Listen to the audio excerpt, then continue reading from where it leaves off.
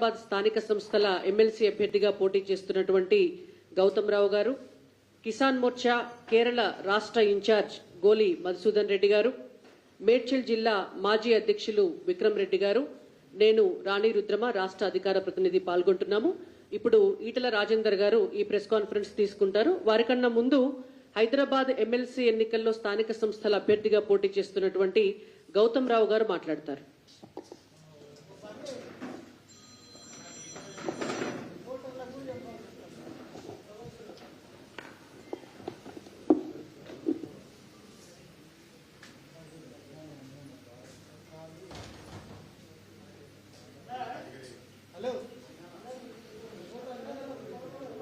Malkajgiri parliament సభ్యులు ఈటల రాజేందర్ గారు మరియు మీడియా మిత్రులకి సమావేశాలందరికీ కూడా నా యొక్క నమస్కారం. రేపు 23వ తారీఖు నాడు లోకల్ బాడీ ఎమ్మెల్సీ ఎలక్షన్లు జరగబోయేటువంటి ఈ యొక్క హైదరాబాద్లో ముఖ్యంగా భారతీయ జనతా పార్టీ మజ్లిస్ పార్టీ మధ్యన పోటీ ఉంది. భారతీయ జనతా పార్టీ అభ్యర్థిగా నేను అందరి ఓటర్స్ కూడా కలిసి ఒకటే విన్నపం చేస్తా ఉన్నాను. ముఖ్యంగా మీ ద్వారా ఈరోజు హైదరాబాద్ ప్రజలకు మరియు హైదరాబాద్ ప్రజలచే ఎన్నుకోబడ్డటువంటి రేపు ఓటు వేయబోయేటువంటి ప్రజాప్రతినిధులకు నా విన్నపం ఒకటే. ఈ యొక్క హైదరాబాదు శాంతియుతంగా ఉండాలన్నా, హైదరాబాదు అభివృద్ధి చెందాలన్నా, హైదరాబాదు ఏదైతే పాతపట్నం నుంచి మెజారిటీ ఉన్నటువంటి వర్గం అక్కడి నుంచి ఏవైతే మైగ్రేట్ అయిందో అదే మైగ్రేషను మిగతా ప్రాంతాల్లో కూడా కాకుండా కాపాడబడాలన్నా మనం ఈ ఎన్నికల్లో ఆలోచించాల్సిన అవసరం ఉంది. ఈ యొక్క ఎన్నికలు జాతీయ భావం కలిగినటువంటి భారతీయ జనతా పార్టీ, ఒక మతాన్ని ప్రేరేపించేటువంటి ఒక కుటుంబ పార్టీ మధ్యన జరుగుతున్నటువంటి పోరు. ఈ యొక్క ఎన్నికలలో ముఖ్యంగా బీఆర్ఎస్ కాంగ్రెస్ ఇద్దరు కూడా ఎన్నికలను బహిష్కరించాలని చెప్పి పిలిపేయడం జరిగింది. ప్రజాస్వామ్యం పట్ల నమ్మకం లేకుండా రాజ్యాంగబద్ధంగా మనకి ఇచ్చినటువంటి ప్రాథమిక హక్కును కూడా కాలరాస్తూ ఏదైతే ఓటు హక్కు ప్రజలకు ఇచ్చిన కారణంగా ఈ యొక్క ప్రజలచే ఎన్నుకోబడ్డటువంటి ప్రజాప్రతినిధులు మళ్ళీ ఒక ప్రజాప్రతినిధిగా ఒక హైదరాబాద్ నుంచి ఎమ్మెల్సీ రిప్రజెంటేటివ్గా ఉన్నటువంటి అభ్యర్థిని ఎన్నుకునేటువంటి అవకాశాన్ని కూడా కాదని బహిష్కరిస్తా ఉన్నారో ఇది ప్రజాస్వామ్యానికి వ్యతిరేకం. కాబట్టి ఈరోజు వ్యతిరేకించినటువంటి ఓటు హక్కును వ్యతిరేకించినటువంటి ఈ యొక్క పార్టీలు రేపు జరగబోయేటువంటి మళ్ళీ ఎన్నికలలో ఏ విధంగా ఓటడుతారని చెప్పి నేను అడుగుతా ఉన్నాను. కాబట్టి ఇప్పటికైనా ఆలోచన చేసుకొని ఏదైతే ఈ మజ్లిస్ యొక్క ఆగడాలు, మజ్లిస్ యొక్క దురాగతమైనటువంటి చర్యలు అయితే హైదరాబాద్లో జరుగుతూ ఉన్నాయో వాటిని అడ్డుకోవడానికి భారతీయ జనతా పార్టీ అభ్యర్థిని బలపరచాల్సిగా నేను కోరుతా ఉన్నాను.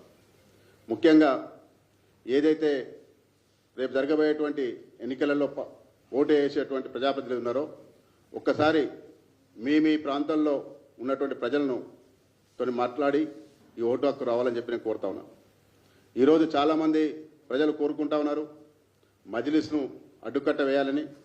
ఏదైతే ఎన్నుకున్నటువంటి మా ప్రజాప్రతినిధులు రేపు ఓటు హక్కు పోనట్టయితే మళ్ళీ మజ్లిస్ కనుక అధికారంకి వచ్చినట్టయితే మాకు ఇక్కడ జీవన విధానం సరిగా ఉండదు అనే ఆలోచన, రాబోయేటువంటి తరానికి కూడా హైదరాబాద్ ఒక శాంతియుతంగా జీవించేటువంటి అవకాశం లేకుండా చేసినటువంటి ఎంఐఎం కనుక వచ్చినట్టయితే అనే ఆలోచన ఉందో వాటి అనుగుణంగానే ఆత్మ ప్రబోధానుసారం రేపు ఎన్నికలు బహిష్కరించకుండా వచ్చి ఓటు వేయాలని చెప్పి కూడా మీ ద్వారా ఇక్కడ ఉన్నటువంటి ప్రజలను మరియు రేపు వేయబోయేటువంటి ప్రజాప్రతినిధులు ఓటు హక్కు వినియోగించుకోబోయేటువంటి ప్రజాప్రతినిధులు కూడా కోరుతా ఉన్నాను.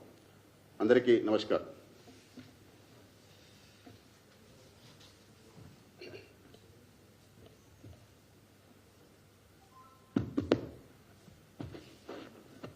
ప్రెస్ మిత్రులందరికీ నమస్కారం. సరిపోతున్నా. హైదరాబాద్ జిల్లాలో స్థానిక సంస్థలలో గెలిచినటువంటి ప్రజాప్రతినిధుల చేత ఎన్నుకోబడ్డటువంటి వాళ్ళ ఓట్లతో ఎమ్మెల్సీ ఎన్నికలు జరగబోతా ఉన్నాయి. అంటే హైదరాబాద్లో గెలిచిన కార్పొరేటర్లు, ఎమ్మెల్సీలు, ఇక్కడ నమోదు చేసుకున్న రాజ్యసభ సభ్యులు, ఎంపీలు, వీళ్ళందరి ఓట్లతో రేపు ఎన్నిక జరగబోతా ఉంది. ఈ ఎన్నికల్లో మా మిత్రులు గౌతమ్ రావు గారు విద్యార్థి ఉద్యమం నుంచి మొదలుపెట్టి హైదరాబాద్ జిల్లా అధ్యక్షుడి వరకు 40 ఏళ్లుగా మా పార్టీతో అనుబంధంగా ఉన్నటువంటి నాయకుడిని మేము నిలబెట్టడం జరిగింది. ఈ జిహెచ్ఎంసీ ఎన్నికలలో ఫస్ట్ టైం 48 సీట్లు గెలిచింది భారతీయ జనతా పార్టీ. మొట్టమొదటి స్థానంలో ఉన్న పార్టీ 56 స్థానాలు గెలిస్తే BRS party, Bharatiya Janata party 48 స్థానాలు గెలిచింది. 43 స్థానాలలో ఎంఐఎం గెలిచింది.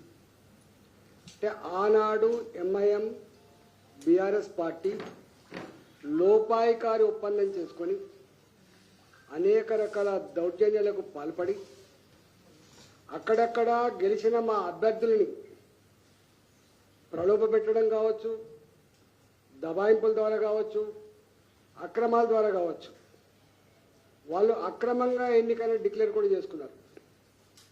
అయినా 45 స్థానాలు గెలిచినటువంటి పార్టీ భారతీయ జనతా పార్టీ. ఇక్కడ ఆనాడు కాంగ్రెస్ పార్టీ 1-2 గెలిచింది తప్ప ఇక్కడ గెలవలే ఆ పార్టీ. కానీ మొన్న టీఆర్ఎస్ నుంచి వలసపోయిన వాళ్ళు 14-15 మంది ఉన్నారు. నా 25 సంవత్సరాల రాజకీయ చరిత్రలో ఫస్ట్ టైం చూస్తున్నా ఒక రాజకీయ పార్టీ ఎమ్మెల్యేలను కానీ కార్పొరేటర్లను కానీ ఎన్నికల్లో పాల్గొనకూడదు అని చెప్పి విప్పించేది. నేను మొట్టమొదటిసారిగా చూస్తున్నా అధికారంలో ఉన్న ఇక్కడ పార్టీ ప్రభుత్వం వలస వచ్చిన వాళ్ళు కావచ్చు, వాళ్ళ కార్పొరేటర్లు కావచ్చు, ఓట్లు వేయొద్దని చెప్పి నిర్ణయించుకోవడం.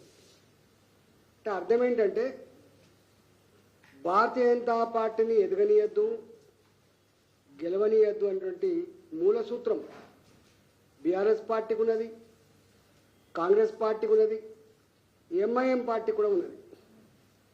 మీకు తెలుసు, హైదరాబాద్ ప్రజానీకానికి స్పష్టంగా తెలుసు, ఎంఐఎం పార్టీ కాంగ్రెస్ పార్టీ అధికారం ఉంటే వాళ్ళతో అంటగాగుతుంది, బీఆర్ఎస్ పార్టీ అధికారం ఉంటే వాళ్ళతో అంటగాగుతుంది.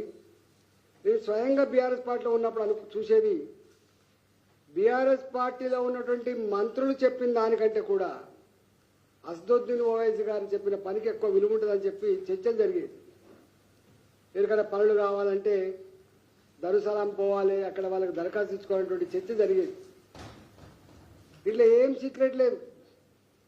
ఒకటైతేనేమో తేలిపోయింది, కాంగ్రెస్ పార్టీ తన నైజమేందో దేశవ్యాప్తంగా బట్టబయలైపోయింది. టీఆర్ఎస్ పార్టీ కూడా అధికారంలో ఉన్న 10 సంవత్సరాలు తేలిపోయింది.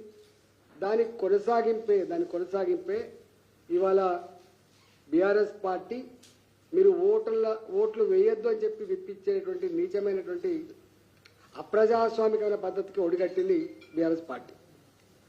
మేము ఒకటే కోరుతున్నాం, ఈ ఓట్లో ప్రజలేసేది కాదు పాపం. 40,000, 50,000, 60,000 ఓట్లున్నటువంటి హైదరాబాద్ ప్రజలు కార్పొరేటర్లు గెలిపిస్తారు. అంటే ఒక్కొక్క కార్పొరేటర్ 40,000-50,000 మంది ప్రజలకు రిప్రజెంట్ చేసేటువంటి కార్పొరేటర్.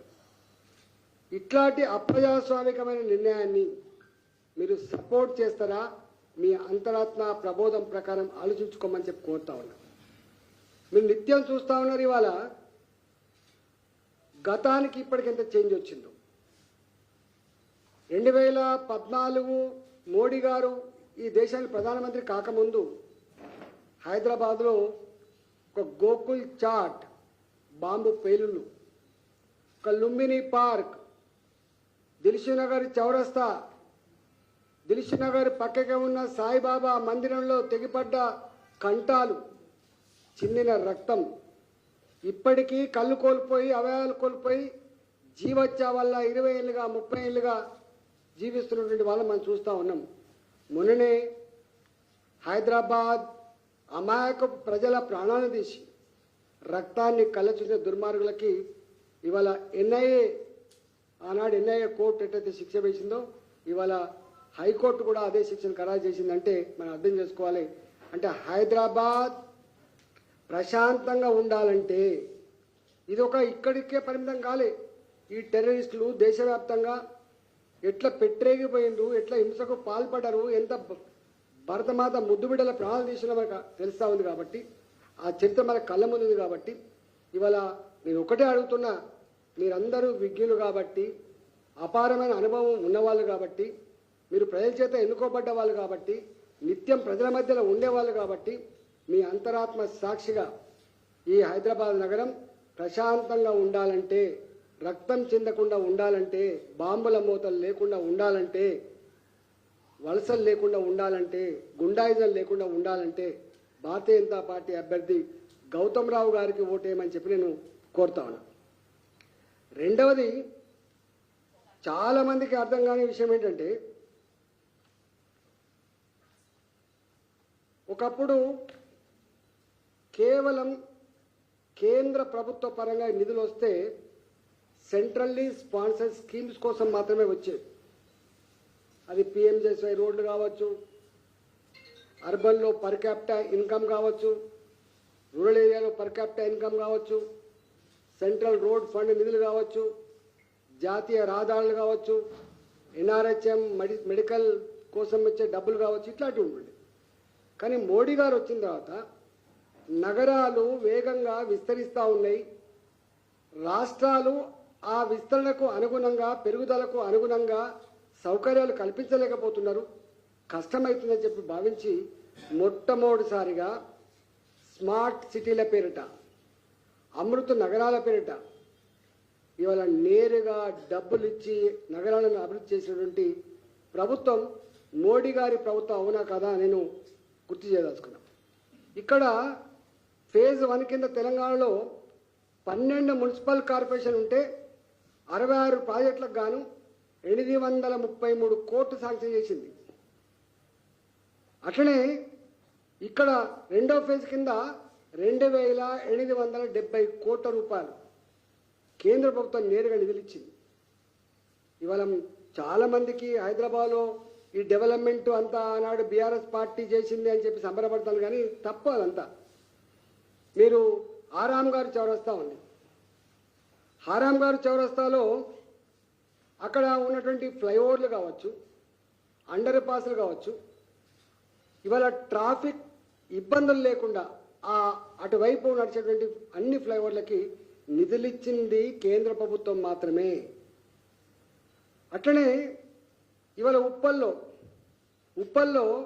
ఇవాళ ఏదైతే ఎలివేటెడ్ కారిడార్ కడుతున్నారో ఒక 630 కోట్ల రూపాయలతోటి కేంద్ర ప్రభుత్వం ఇచ్చి డబ్బుతోనే కడుతున్నారు. అట్నే అంబేర్పేట్ ఫ్లైఓవర్ 266 కోట్ల రూపాయలతో కడుతున్నారు. ఇంతకుముందు చెప్పిన ఆరాం గారు శంషాబాద్ 6 వరుసల రహదారికి 283 కోట్ల రూపాయలు. ఇవాళ మీరు కళ్ళుంటే పోయి చూడండి, మీకు అవగాహన ఉంటుంది.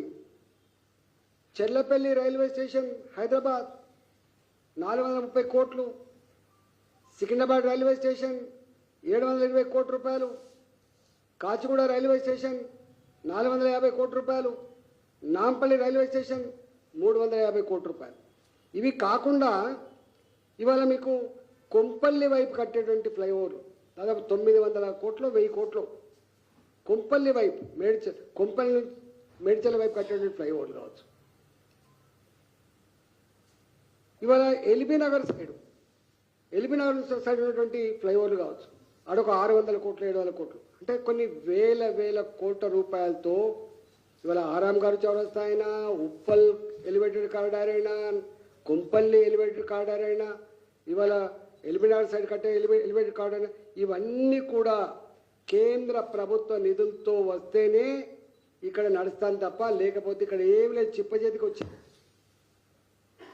ఈ రాష్ట్రంలో జిహెచ్ఎంసి 5,000 కోట్ల రూపాయల డిపాజిట్తో ఉన్నటువంటి నగరం ఇవాళ 7,000 కోట్ల రూపాయల అప్పుల ఊబిలో కూరుకుపోయింది. చెప్తే సిగ్గుపోతుంది. ఇవాళ హైదరాబాద్ నగరంలో ఏ కాంట్రాక్టర్ అయితే పనిచేసిండ్రో ఆ కాంట్రాక్టర్లకు బిల్లులు ఇవ్వకపోతే తిరగంగా వాళ్ళకు ఒక వెసులుబాటు కల్పించింది. మేము ఇచ్చిన కాగితాలు మీరు చేసినటువంటి పనులు మీ ఎంబీ బుక్కులు బ్యాంకులలో కుదవబెట్టండి, మీరు అప్పులు తెచ్చుకోండి, 6 నెలల వరకు మీరు ఇంట్రెస్ట్ కట్టుకోండి, 6 నెలల తర్వాత డబ్బులు మేము కట్టకపోతే మేమే ఇంట్రెస్ట్తో కడతామనేటువంటి సిగ్గుమాలిన తనానికి తెరలేపింది ఇవాళ హైదరాబాద్ జిహెచ్ఎంసీ. కార్పొరేటర్లకి ఇదంతా కూడా తెలుసు. కార్పొరేటర్ నేను మొన్న మున్సిపాలిటీ మీటింగ్ పోయినా, జిహెచ్ఎంసీ మీటింగ్ పోయినా, బిక్కుమంటున్నారు. ఓ మురికి కాలువ రిపేర్కు పైసలు లేవు, రోడ్లకు పైసలు లేవు, దేనికి పైసలు లేవు. నేను అడిగిన 1/3 పాపులేషన్ తెలంగాణ ఒక జిహెచ్ఎంసీలో ఉంటుంది. మీరు అనుకున్నట్టుగా 1,10 లక్షలు 1,20 లక్షలు కాదు. ఇవాళ వచ్చిపోయే జనాభాతో కప్పితే ఇవాళ 1,50,00,000 జనాభా హైదరాబాద్లో ఉంటుంది. మీరు ఖర్చు పెట్టే డబ్బెంత అని చెప్పి నేను అడిగిన. ఇక్కడ ఉన్నటువంటి అర్బన్ హెల్త్ సెంటర్ల సంగతి ఏంది, ఇక్కడ ఉన్నటువంటి డయాగ్నోస్టిక్ సెంటర్ల సంగతి ఏంది, ఇక్కడ కనీసం మినిమం సౌకర్యాల సంగతి ఏందని చెప్పి అడిగినాం. నేను అడుగుతున్నా, నాకంటే ఎక్కువ కార్పొరేట్ తెలుస్తుంది. మీ కార్పొరేషన్లో మీరు నిధుల కోసం మీరు ఎంత ఇబ్బంది పడరో చూసారు.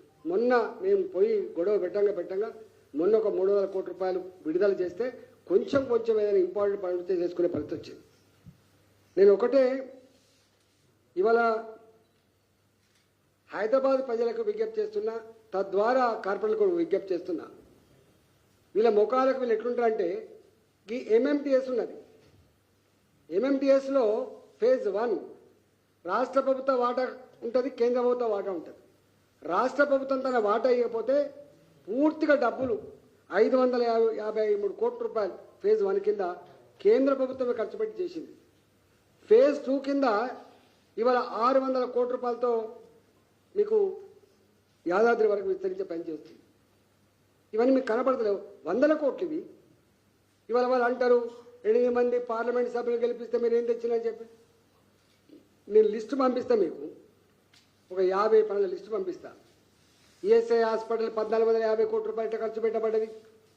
ఇవాళ ఎయిమ్స్ హాస్పిటల్కు 100 కోట్ల రూపాయలు ఖర్చు పెట్టబడింది. ఇక్కడ నిర్మాణం అవుతుంది. ఒక్కటి కాదు 50 ఉన్నాయి చదువుకుంటూ పోతే. ఐఐటి హైదరాబాద్ 1,089 కోట్ల రూపాయలు. National animal resource facility for biomedical research 346 కోట్ల రూపాయలు. ఎయిమ్స్ బీబీ నగర్ 1,366 కోట్ల రూపాయలు. ఇట్లా ఈఎస్ఐసి సూపర్ స్పెషాలిటీ ఆసుపత్రి నిర్మాణం సన్ననగర్ 663 కోట్ల రూపాయలు. ఈఎస్ఐసి మెడికల్ కళాశాల 1,438 కోట్ల రూపాయలు. సివిల్ ఏవియేషన్ రీసెర్చ్ ఆర్గనైజేషన్ 353 కోట్ల రూపాయలు. ఇట్లా 1,000 కోట్ల రూపాయలు. మౌలానా ఆజాద్ నేషనల్ ఉర్దూ యూనివర్సిటీ చివరికి దానికి కూడా 105 కోట్ల రూపాయలు. ఇట్లా చెప్పుకుంటూ పోతే 100 ఉన్నాయి. నిర్భయ ఫండ్ కింద కూడా హైదరాబాద్లో నిర్భయ ఫండ్ కింద కూడా మీరు కెమెరాలు పెడతా అంటే, ఆడబిడ్డలకు రక్షణ ఇస్తా అంటే 123 కోట్ల రూపాయలు ఇచ్చింది. చివరికి పడిపోతున్న కులు కుతుబ్ షా టామ్స్ కోసం కూడా 97 కోట్ల రూపాయలు ఇచ్చింది. ట్యాంక్ బండ్ వద్ద ఇవాళ పర్యాటకులు ఎవరైతే తిరుగుతున్నారో వాళ్ళు అనుకుంటున్నారు ఇక్కడ రాష్ట్ర ప్రభుత్వం చేసిందని చెప్పి, దానికి కూడా కేంద్ర ప్రభుత్వం ఇచ్చింది 45 కోట్ల రూపాయలు. ఇవాళ ఎక్కడ వెలుగులు వెలిగినా, ఎక్కడ ఇవాళ రోడ్లు నున్న కనబడ్డా, ఎక్కడ ఇలా పెద్ద పెద్ద బంగ్లాలు కనబడ్డా కేంద్ర ప్రభుత్వం ద్వారా వచ్చిన నిధులు తప్ప ఇక్కడ వచ్చినవి చాలా తక్కువ. ఇది మీకు ఈ లిస్ట్ అంతా కూడా ఇస్తే చాలా ఉన్నాయి. ఇవన్నీ నేను ఇవాళ బీఆర్ఎస్ పార్టీ, కాంగ్రెస్ పార్టీ ఒకవైపు ఏమో మేమే ఒకరికొకరు ప్రతిపక్షం అధికార పార్టీ అని చెప్పి కోరుకుంటాయి. మన తమిళనాడులో మీరు చూసిండ్రు, అక్కడ రీఆర్గనైజేషన్ 2029లో జనరల్ 20 ఒకసారి పునర్విభజన జరుగుతూ ఉంటుంది. దానికోసం మీటింగ్ పెడితే పోయిండ్రు. అంటే ఎంత బాధ అంటే కేంద్ర ప్రభుత్వం ఇప్పటి వరకు ఇవాళ డీలిమిటేషన్ సంబంధించిన దాంట్లో మాట లేదు, దాని విధానాలు లేవు, కానీ పోయింది. అంటే వీళ్ళకు ఎక్కడ భయం అవుతుందంటే భారతీయ జనతా పార్టీ వేగాన్ని తట్టుకోలేకపోతున్నాం, భారతీయ జనతా పార్టీకి ప్రజల్లో పెరుగుతున్న ఆదరణ చూసి ఓర్వలేని తనంతో ఇవాళ మీది కొట్లాడుకుంటున్నాను, కానీ లోపల మాత్రం అందరూ ఒకటే ఉన్నారు. నేను విజ్ఞప్తి చేస్తా ఉన్నా, ఇక్కడ మజ్లిస్ పార్టీ అదో కుటుంబ పార్టీ, బీఆర్ఎస్ పార్టీ అదో కుటుంబ పార్టీ, కాంగ్రెస్ పార్టీ అదో కుటుంబ పార్టీ. వీళ్ళ ప్రాణం అక్కడ ఉంటుంది, సోనియా గాంధీ గారి ఇంట్లో ఉంటుంది. భారతీయ జనతా పార్టీ మాత్రమే ప్రజాస్వామ్యం మీద విశ్వాసం ఉంచి ప్రజలందరికీ ఇవాళ ఒక ఛాయ్ అమ్ముకునేటువంటి మానవుడు ఇవాళ ప్రధానమంత్రిని చేయగలిగినటువంటి పార్టీ భారతీయ జనతా పార్టీ. ఇవాళ ఎంత దుర్మార్గులు అంటే వీళ్ళు ఇవాళేమో ఓట్లేదని చెప్పిండ్రు, ఓడిపోతామని తెలిసి కూడా ముర్ము గారి మీద పోటీ పెట్టిండ్రు వీళ్ళు. ఒక ఆదివాసీ అడవి బిడ్డను భారతీయ జనతా పార్టీ రాష్ట్రపతి అభ్యర్థిగా పెడితే వీళ్ళు ఓడించాలని చెప్పి కంకణ కట్టుకొని ఒక వేరే వ్యక్తిని పెట్టిండ్రు. అట్లనే మొన్న మా రామ్నాథ్ కోవింద్ గారు వారు నిలబడేటప్పుడు కూడా ఒక దళిత బిడ్డ ఆయన మీద కూడా పెట్టిండ్రు. అంటే వీళ్ళు బయటికి చెప్పేది ఒకటి, లోపల ఒకటి. వీళ్ళంతా ఒకే తాను ముక్కలు. కార్పొరేటర్లారా మీరు ఆలోచించండి. ఇవాళ బెంగాల్ ఏం జరుగుతుందో చూస్తున్నాం మనం. ఇవాళ వక్ మీద మాట్లాడుతున్నారు. ఇలా హైదరాబాద్ నగరంలో కొన్ని వేల కుటుంబాలు కన్నీళ్ళు పెడతా ఉన్నాయి. ఇలా వేల కుటుంబాలు జైరాబాద్ నుంచి వస్తారు, మైనార్టీ సోదరులు గ్రామాల వక్ మీద డిక్లేర్ చేసి అన్యాయం సారని చెప్తున్నారు. 100 సంవత్సరాల క్రితం నుంచి వెళ్ళి సాగు చేసుకున్న భూములు కావచ్చు, 100 ఏళ్ల క్రితం కట్టుకున్న కట్టడాలు కావచ్చు, 40 ఏళ్ళుగా 50 ఏళ్ళుగా కొనుక్కొని ఇల్లు కట్టుకున్నటువంటి కాలనీలు కావచ్చు, అర్ధాంతరంగా 2018లో 19లో ఇవాళ ఈ వక్ఫ్ అంటే ఎంత ఏడుస్తుందో చూస్తూ ఉన్నాం. దానికి వెసులుబాటు కావాలి, ఆ ప్రజలకు న్యాయం జరగాలని చెప్పి ఒక చట్టం తెస్తే ఇవాళ చట్టానికి వ్యతిరేకంగా ఎంత హల్లా చేస్తుందో మీరు చూస్తూ ఉన్నారు. ఇవన్నీ చెల్లవు.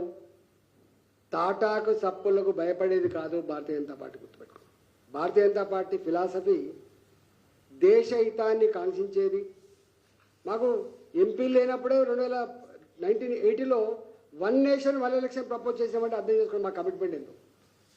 అంటే మాకు సీట్ల కంటే ఓట్ల కంటే పవర్ కంటే కూడా దేశం ముఖ్యమని చెప్పేటువంటి దానికి నిదర్శనం 1980లోనే మా మేనిఫెస్టోలో పెట్టుకున్నాం 1 నేషన్ 1 ఎలక్షన్ అని చెప్పి. 2019లో పెట్టుకున్నాం,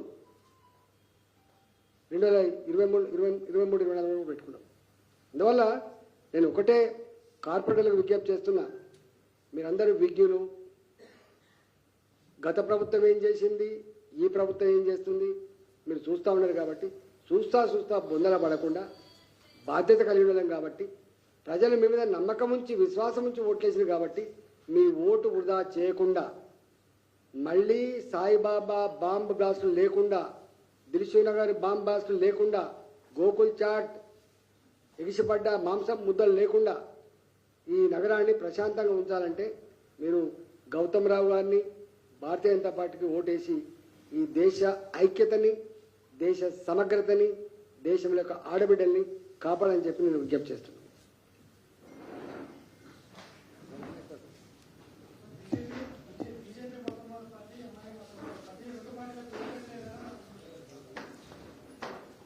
ఎవరు మతోన్మాద పార్టీలో తెలుస్తుంది కదా, ఎవరు మతోన్మాద పార్టీలు తెలుస్తుంది కదా. భారతీయ జనతా పార్టీ ఏం కోరుతుంది, వీళ్ళు ఏం కోరుతున్నారు, బెంగాల్లో ఏం జరుగుతుంది అలా అర్థమవుతుంది కదా. ఏం జరిగింది జమ్మూ అండ్ కాశ్మీర్లో, ఎవరుండే దేశంలో 48 సంవత్సరాల అధికారంలో పార్టీ కాంగ్రెస్ పార్టీ, కాల్పుల శబ్దాలు లేని జమ్మూ అండ్ కాశ్మీర్ లేదు. ప్రతి నిత్యం బుల్లెట్ల గాయాలతో ప్రాణాలు పోగొట్టుకున్న సైనికులు కొంతమంది, ప్రాణాలు అరచేతిలో పెట్టుకొని చావు బతుకుల్లో హాస్పిటల్కి వచ్చిన సైనికులు కొంతమంది. ఒకే దేశం ఒకే చట్టం, ఒకే దేశం ఒకే చట్టం చేయలే.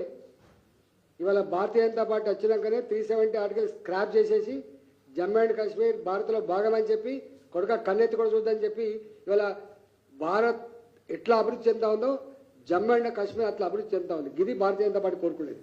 భారతీయ జనతా పార్టీ రాజ్యాంగ సవరణ చేసినా, భారతీయ జనతా పార్టీ నిర్ణయాలు చేసినా, భారతీయ జనతా పార్టీ ఇలా గెలిచినా ప్రభుత్వంలో ఉంటే దేశ హితాన్ని కొడుతుంది తప్ప దేశ విచ్ఛిన్నాన్ని కోరదు.